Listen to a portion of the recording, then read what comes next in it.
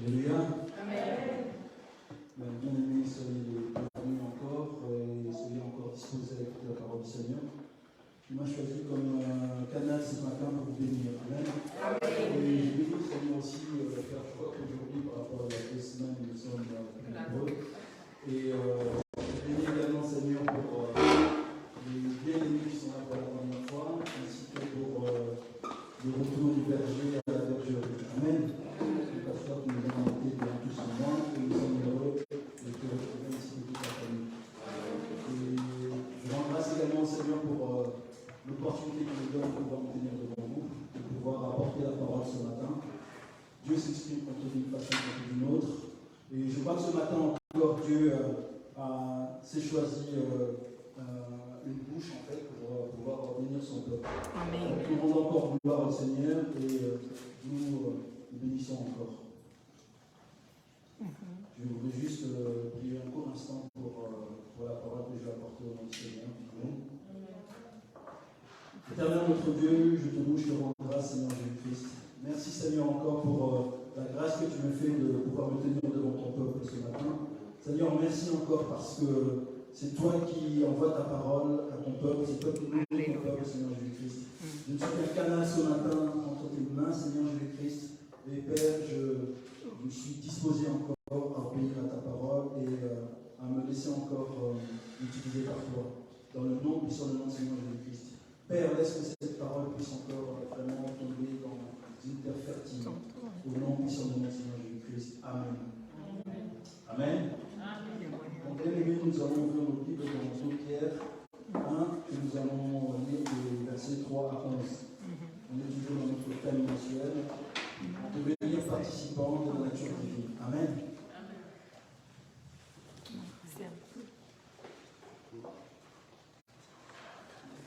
2 Pierre 1, verset 3 à 11.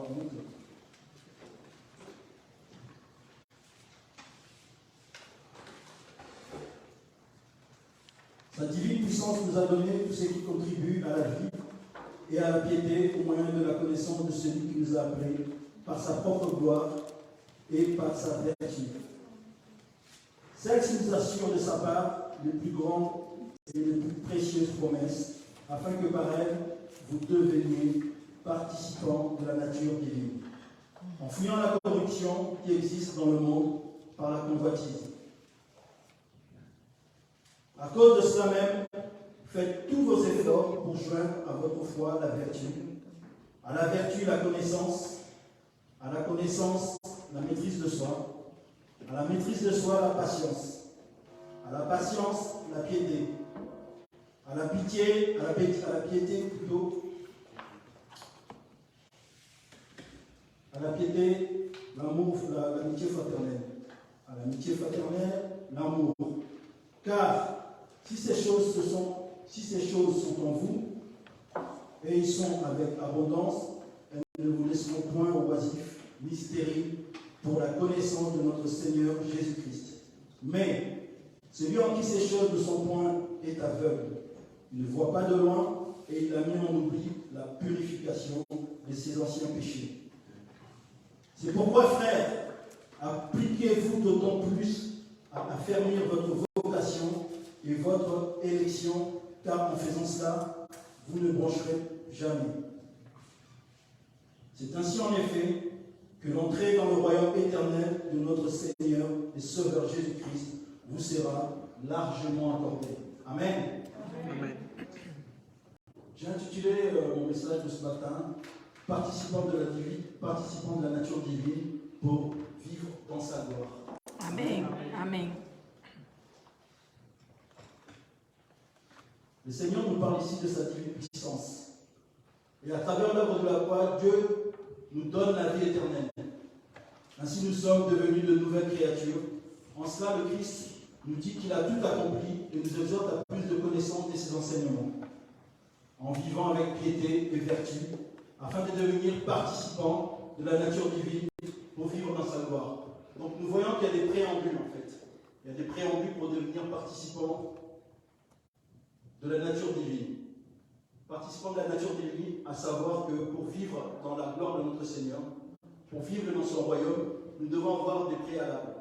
Il y a des principes en fait que nous devons mettre en application pour pouvoir vivre dans la gloire de notre Seigneur, pour hériter des royaumes des cieux. Amen. Alors quels sont ces principes? La première de ces principes, c'est sa connaissance, la connaissance du Seigneur. La connaissance de Christ est un préalable pour devenir participant de la nature divine. 2 Pierre 1, 2 nous dit ceci.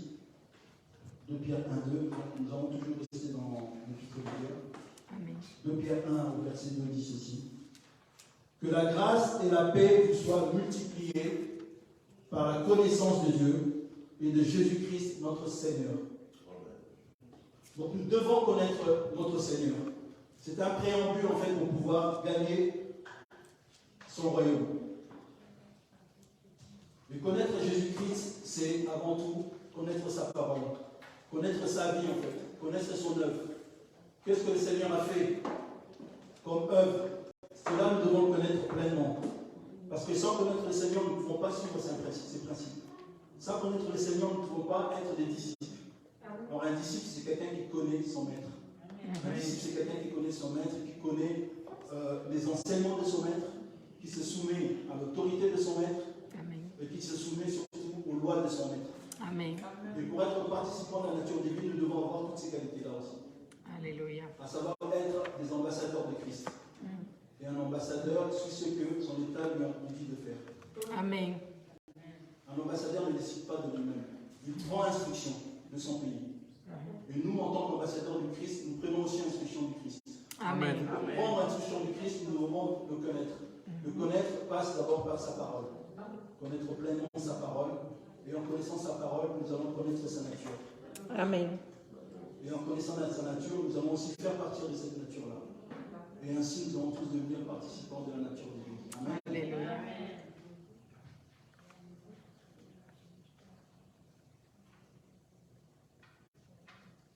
En 2 Pierre 1, au verset 3, nous continuons toujours à nous instruire et à nous recommander de connaître notre Seigneur Jésus-Christ.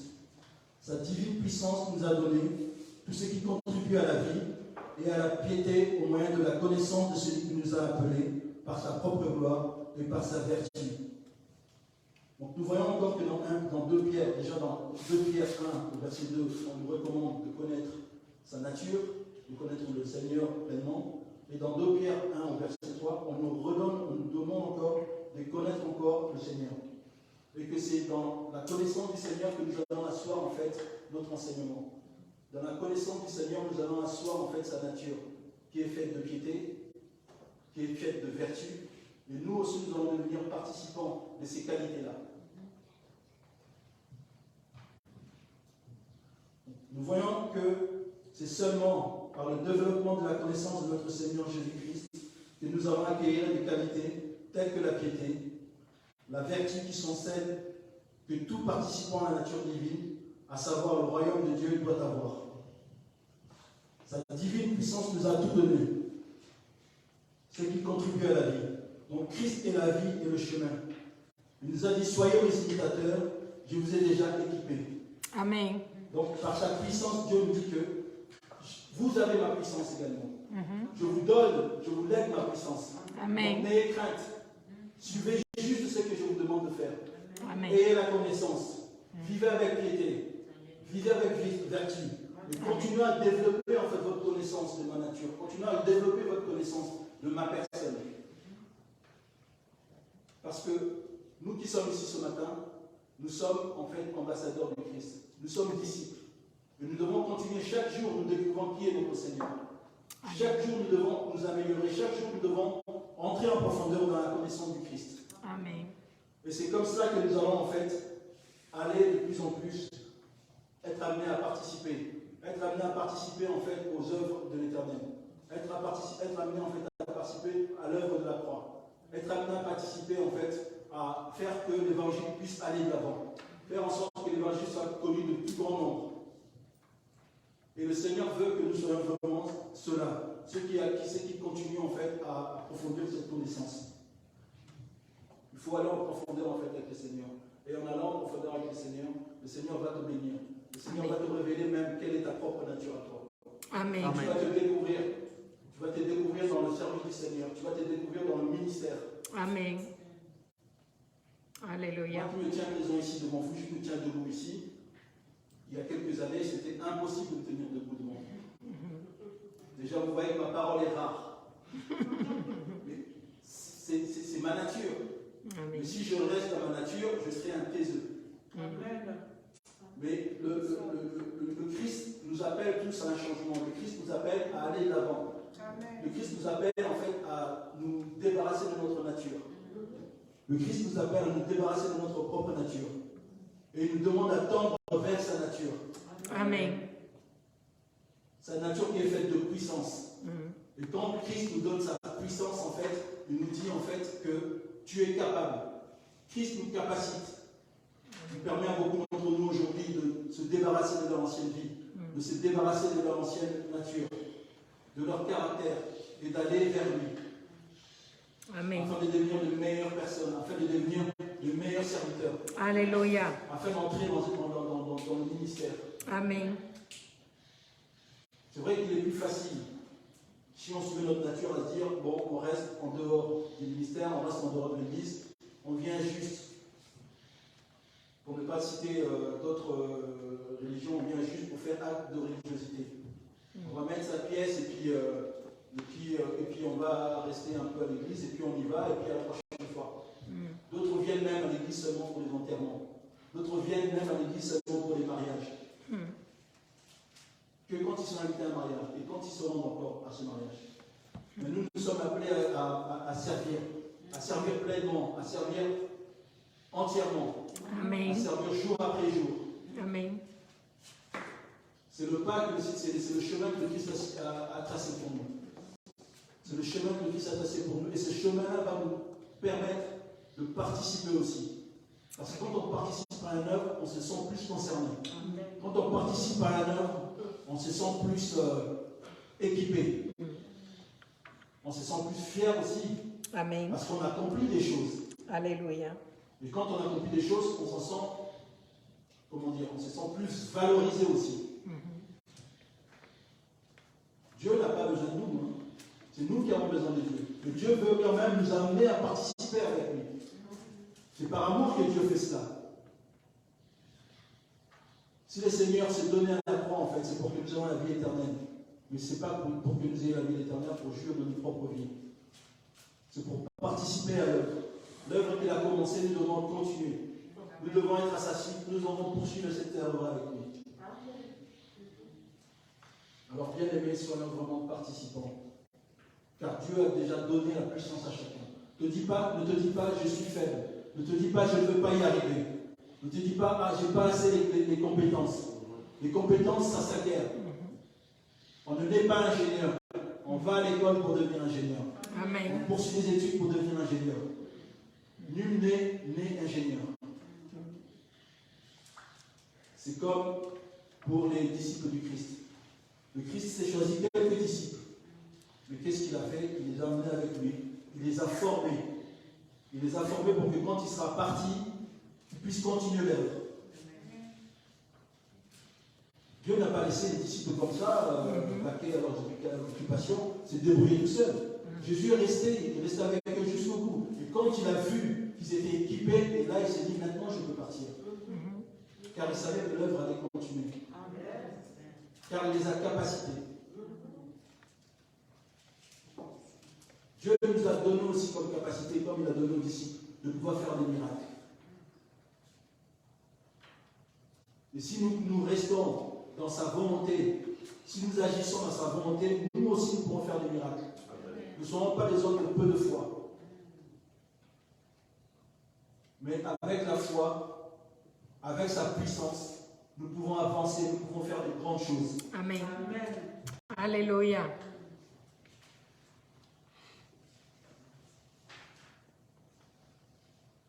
Alors qu'est-ce qu'un participant à la nature divine? Devenir participant de la nature divine, c'est premièrement fuir la corruption de ce monde. C'est accepter Jésus-Christ comme son Seigneur et Sauveur en passant par les eaux du baptême, afin de devenir une nouvelle créature, débarrassée de l'ancienne nature corrompue. C'est refuser la corruption, c'est délaisser l'agenda que nous impose ce monde avec tout ce que cela inclut de perversité et de manipulation. Parce que nous savons que quand nous vivons dans ce monde, nous sommes soumis à pas mal de tentations. Et ces tentations-là sont souvent faites pour nous faire tomber. C'est ce que j'appelle la perversité. Tout ce qui est fait autour de nous dans ce monde est fait pour nous faire tomber, pour nous éloigner du Christ. Mais à nous de rester vigilants, à nous de rester dans sa parole, à nous de rester dans l'Église, à nous de rester soumis à sa parole. Amen. Afin de pouvoir nous échapper, afin de pouvoir éviter cette corruption, afin d'éviter en fait ce piège-là. Amen. Car quoi qu'on dise, le monde nous impose beaucoup de choses. Il y a des choses qu'on nous impose de visu comme ça, par notre... le Saint-Esprit nous parle en fait. Le Saint-Esprit nous donne des instructions. Il y a des choses qui sont imposées, il y a des choses qui passent dans ce monde qu'on peut dire qui sont, entre guillemets, acceptables et par lesquelles nous pouvons prendre part. Mais beaucoup de choses dans ce monde, la majorité des choses qu'on nous impose dans ce monde, c'est que de la perversité. C'est que de l'interdit en fait. Et si nous ne sommes pas vigilants, nous allons tomber dans ce piège-là. Si nous ne sommes pas vigilants, nous allons aller faire fausse route. Or nous, ce que nous devons voir, c'est avant tout, c'est la route que le Seigneur nous a tracée. Ce que nous devons voir avant tout, c'est la route que le Seigneur nous a tracée. Si cette route-là correspond à ce que le monde nous demande, nous pouvons y aller. Mais si elle est contraire à ce que le Seigneur nous demande, nous devons dire non. Nous devons être assez forts. Car Dieu nous a dit qu'il nous a équipés, que nous avons sa puissance. Nous devons avoir sa force de caractère, de dire non et de renoncer à cela. Nous devons avoir cette force de caractère, de privilégier avant tout les enseignements de notre Seigneur. Nous devons avoir cette force-là, en fait, de privilégier avant tout la voie que le Seigneur a tracée. Amen. Parce que sinon, nous allons non pas participer, non pas être participants de la nature divine, mais nous allons participer à cette corruption. À cette corruption qui est aujourd'hui, on va dire, mondialisée. Car nous vivons dans une ère mondiale et tout ce que nous voyons en fait, le diable essaie de le mondialiser. Tout ce qui se passe ici en Europe est apporté en Afrique et en Asie et vice-versa. Donc nous voyons que le diable essaie maintenant de mondialiser aussi le péché.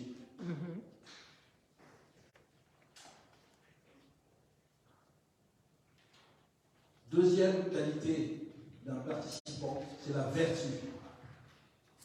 Donc le Seigneur nous demande de joindre dans notre foi la vertu. Il sait que ce monde va nous tenter de différentes manières.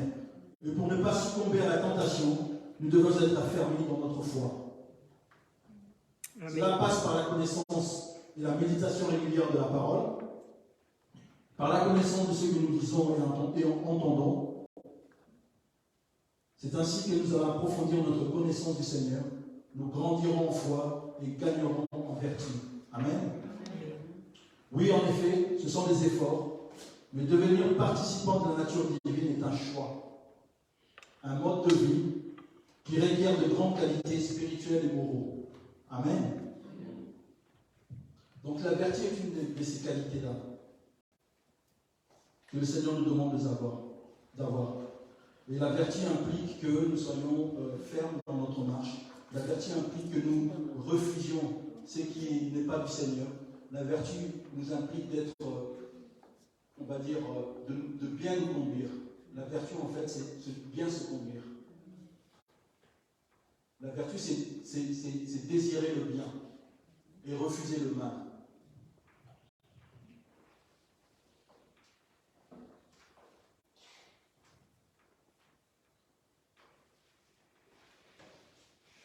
Donc, qu'est-ce que la vertu? C'est la force morale avec laquelle l'être humain tend au bien, s'applique à suivre la règle. C'est la capacité de vivre un certain nombre de principes et de valeurs dans la vie chrétienne. Amen. Amen. Mais le Seigneur nous demande également, en tant que participants, d'avoir la connaissance. Donc nous avons eu la connaissance tout à l'heure. Donc c'est la connaissance de Dieu, de sa parole. Et au travers de cette connaissance, nous allons aussi bénéficier de ces trésors cachés. Alléluia. Et la troisième qualité que doit avoir un participant, c'est la maîtrise de soi. La maîtrise de soi passe par l'obéissance, le respect des prescrits, des règles en fait, l'obéissance au Seigneur et à sa destinée comme le Christ, qui sachant qu'il allait passer par la croix, a fait montre d'obéissance, de maîtrise de soi, en obéissant au plan de Dieu, tenté qu'il était dans le jardin de Gethsémane par le diable. Le Christ aussi a été tenté. Il a été tenté, mais fortement tenté dans le jardin de Gethsémane. Il a demandé au Père de laisser cette coupe de lui. Mais réalisant qu'il était avant tout l'enfant du Seigneur, il devait obéir d'abord au Père. Il devait accomplir la mission pour laquelle il a été envoyé. Amen. Et nous aussi, nous devons avoir cette maîtrise de nous-mêmes. La maîtrise de soi fait partie intégrante d'un participant, d'un disciple du Seigneur. Quels que soient les challenges que nous pouvons avoir dans la vie, nous devons toujours garder avoir la maîtrise de soi. Parce que sans la maîtrise de soi, en fait, nous allons dans tous les sens. Et nous pouvons même être déviés de notre destinée. Or, le Christ a une destinée pour nous. Et cette destinée-là, il veut qu'elle puisse s'accomplir. Et notre destinée est chère aux yeux du Seigneur. Voilà pourquoi il nous demande, en fait, de rester focalisé. Et pour être focalisé par rapport à sa mission, pour être focalisé par rapport à sa destinée, on doit avoir la maîtrise de soi. Ne pas se laisser aller. Rester ferme dans le Seigneur. Rester ferme dans sa vie chrétienne. Amen. Amen. Des dilemmes, des tentations, il y en aura toujours. Mais Christ est notre sauveur. Christ est ma foi. Christ est ma puissance. Voilà pourquoi je dois rester ferme dans la parole. Je dois rester ferme dans ma foi. Amen.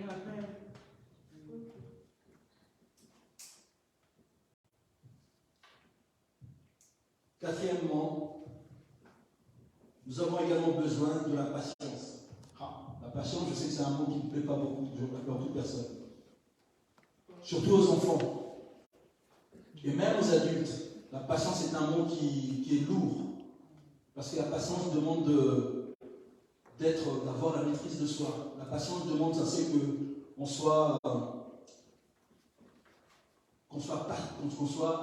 attende un certain temps. C'est ça la patience. Même quand on désire quelque chose ardemment, même quand on a besoin de quelque chose de cette chose-là, tout de suite. Mais quand Dieu dit qu'il faut que nous développions notre patience, c'est que cette patience est importante aux yeux du Seigneur. Car par la patience, le Seigneur nous apprend aussi à nous affermir. Car par la patience, le Seigneur nous fait grandir. Car par la patience, tu te construis. Et sans la patience, tu ne peux pas te construire. Voilà pourquoi beaucoup parmi nous veulent aller vite. Et quand ça ne va pas, ils reprochent au Seigneur. Ah, mais Seigneur, tu m'avais promis ceci. Je suis allé, mais je n'ai pas eu ce que tu m'avais promis. Mais tout simplement parce que tu n'as pas été patient. Tout simplement parce que ce n'est peut-être pas encore le temps du Seigneur. Parce que ton temps n'est pas le temps du Seigneur. Le Seigneur a son temps. Le Seigneur a son agenda. Pour toi, pour ta vie. Mais l'agenda, c'est le Seigneur qui le tient, et non toi. Donc soumets-toi au Seigneur. Sois patient. Travaille encore. Travaille encore. La connaissance, travaille encore. Surtout la maîtrise de soi. Et travaille ta patience. Et certainement le Seigneur te bénira. Et certainement le Seigneur t'accordera ce dont il t'a promis. Amen.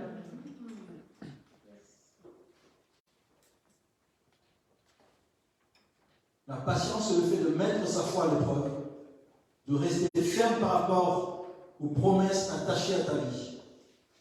Demeurer dans l'espérance, car ce que Dieu a promis, il va l'accomplir en son temps, et il n'est pas un homme pour mentir, ni le fils de l'homme pour se repentir. Amen.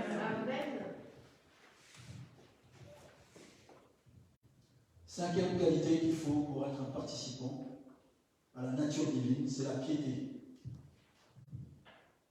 La piété ou la dévotion, la ferveur, l'amour, l'affection.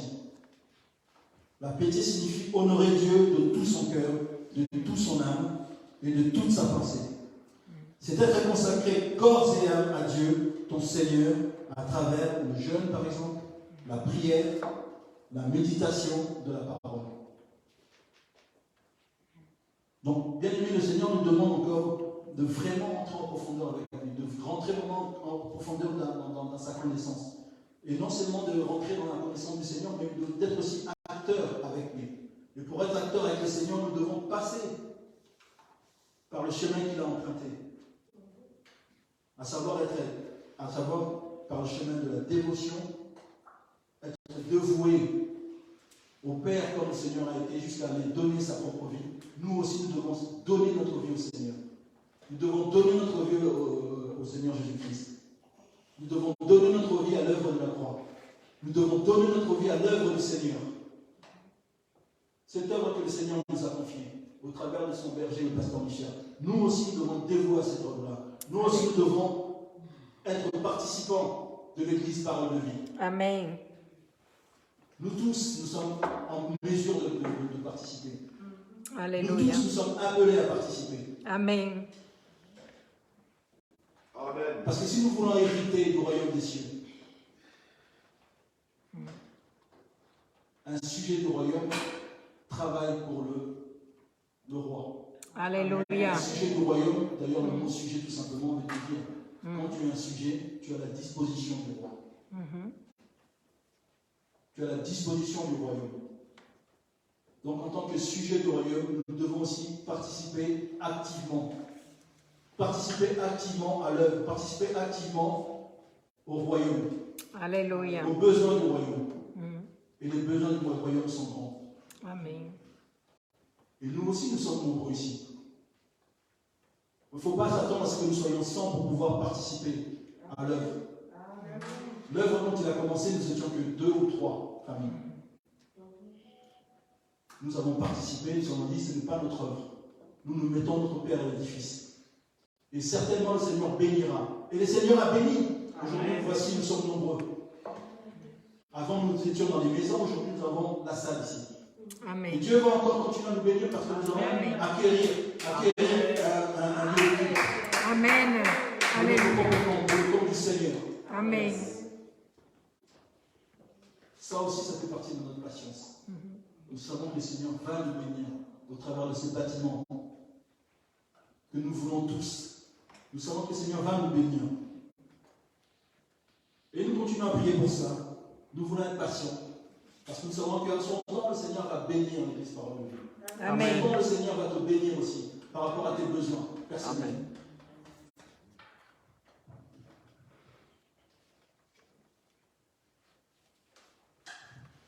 Sixième qualité, l'amitié fraternelle. C'est le lien affectif et moral qui unit des frères et sœurs. Ce qui nous unit est l'amour du Christ, la passion du Christ qui nous tient connectés les uns aux autres. Donc l'amitié fraternelle est aussi importante.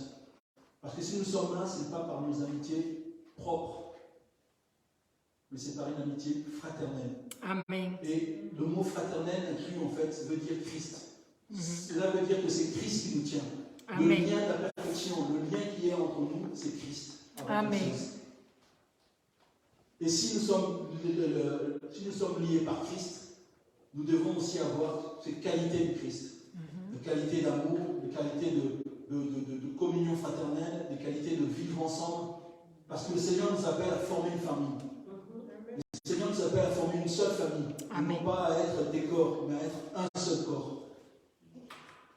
Et en tant que corps, nous devons avoir cette amitié fraternelle, ce lien fraternel-là.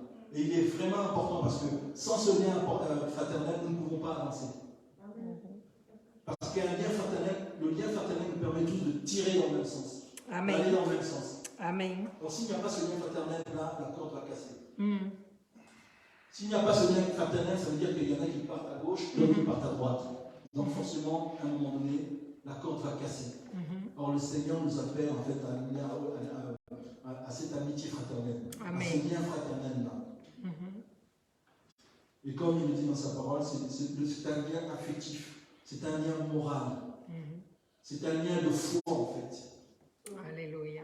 Un lien de foi en Christ.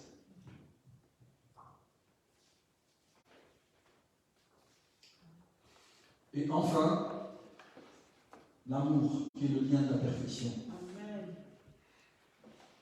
Le lien parfait entre personnes, entre frères et sœurs, car il pardonne tout, car il supporte tout, car c'est le signe de la perfection dans une relation et dans une communauté. Ce sont les qualités pour être participant du royaume céleste.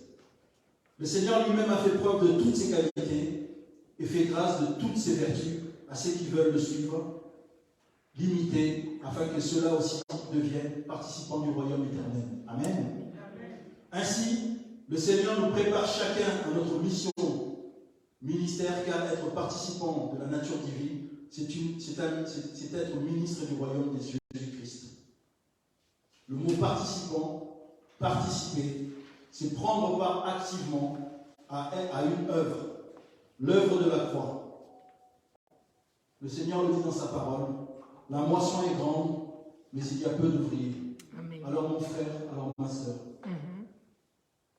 j'ai juste une question à te poser. Veux-tu devenir participant de la nature divine? Veux-tu devenir participant du royaume de notre Seigneur Jésus-Christ? Alléluia. Si telle est ta volonté, alors il faut suivre.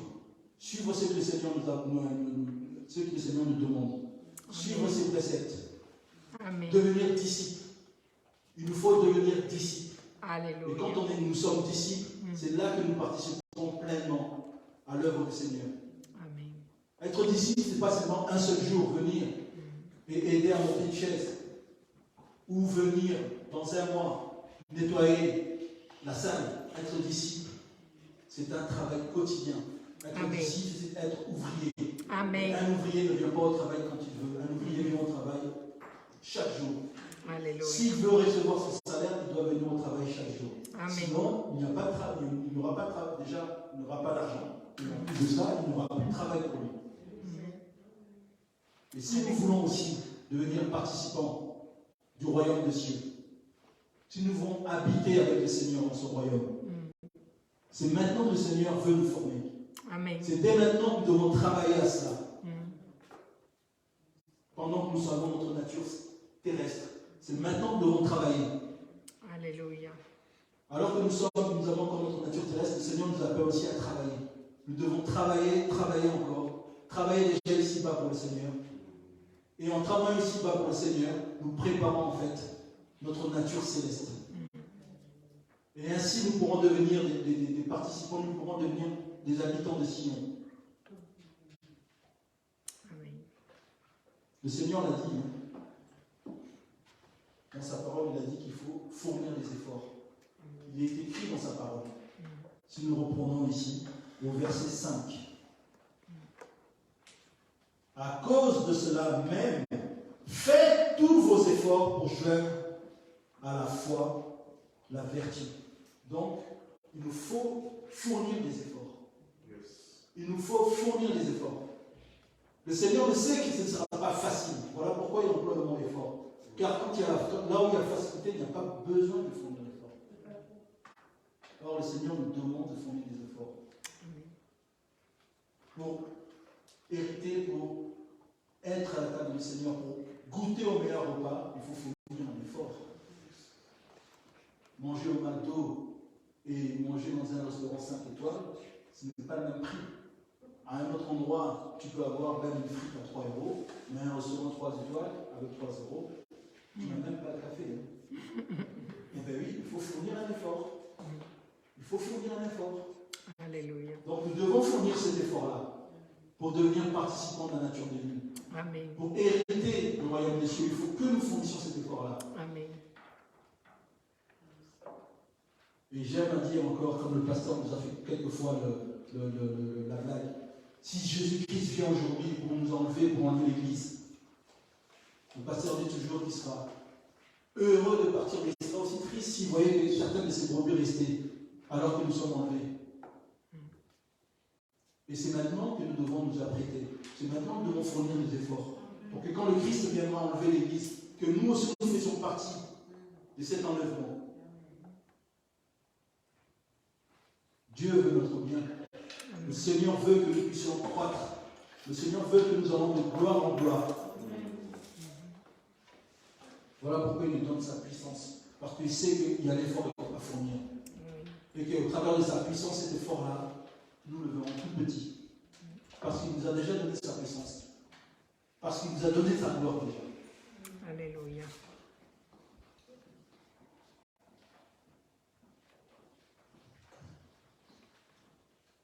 Le Seigneur recherche certes des ouvriers, mais des personnes formées, motivées pour le ministère, mais surtout choisies par lui. Bien-aimé, être chrétien, fréquenter l'Église longtemps, depuis longtemps, n'est pas gage de faire partie des élus, des participants de la nature divine, à savoir son royaume. Mais ceux qui aspirent à ces vertus se réservent une place de choix dans le royaume de notre Père. Ils ont choisi la bonne part. Amen. Amen. Alors nous voulons nous lever et prier pour cette parole, afin que le Seigneur scelle cette parole dans nos vies, afin que le Seigneur scelle cette parole dans nos cœurs, afin que le Seigneur nous permette justement de grandir en foi, de grandir en vertu, de grandir en piété, et de grandir dans toutes ces qualités-là, à savoir la vertu, la connaissance, la maîtrise de soi, la patience, la piété, l'amitié fraternelle et l'amour.